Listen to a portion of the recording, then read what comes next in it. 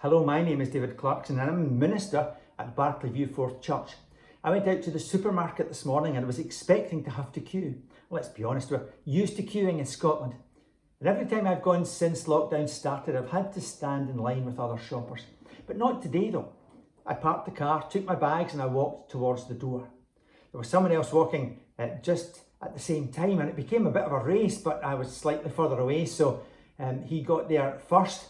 Then we both realised actually there was nobody else around.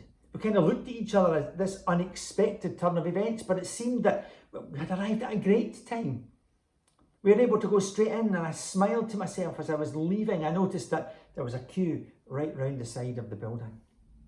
Timing is everything. I've been thinking about that this week. I don't usually talk about politics, but there are occasions when it's wrong not to. I was disgusted to see President Trump stand outside a church that had been burnt during rioting in Washington.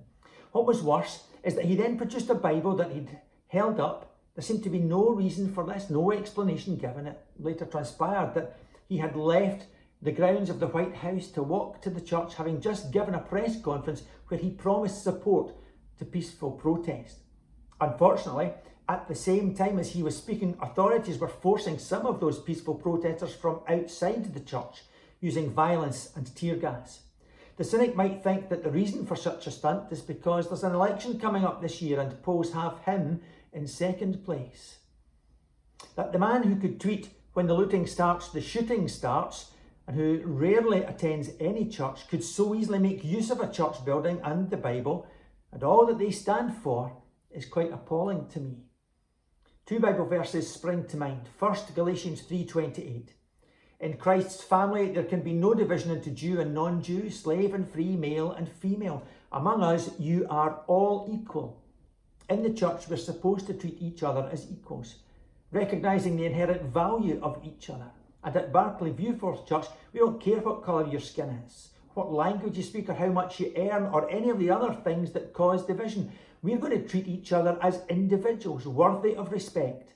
There's no place for racism or any other divisive thinking or practices.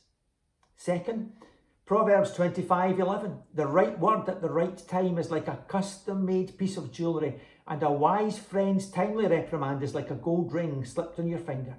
If only President Trump had been able to give the right word at the right time, but perhaps he found it too difficult, what with only 280 characters to use. Although he's had plenty of unhelpful things to suggest on Twitter. This was the wrong thing at the wrong time. Sadly, he seems to be playing to an audience consisting of many churchgoers. Some of the Old Testament prophets warned the people of God about being too cosy with the rich and the powerful, a lesson that seems to have been forgotten in many places in the West today. I'm not perfect and neither is the church, but we must keep working hard to ensure that everybody is welcome and included in what we do. The Episcopal Bishop of Washington, the Right Reverend Marianne Bood, said, "The President just used the Bible, the most sacred text of the Judeo-Christian tradition, and one of the churches of my diocese without permission, as a backdrop for a message antithetical to the teachings of Jesus."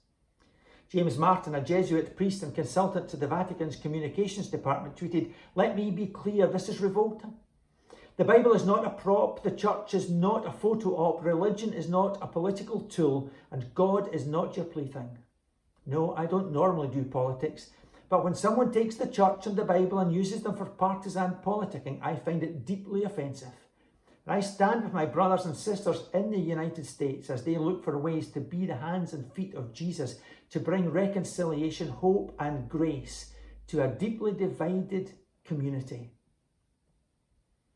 I pray that they would have the right words at the right time, and not just words, but that they would show the compassion and mercy to put those words into practice.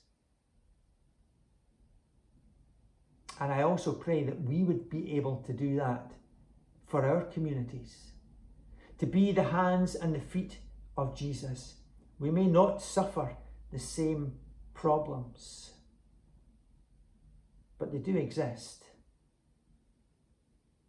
and we need to do what we can to put them right.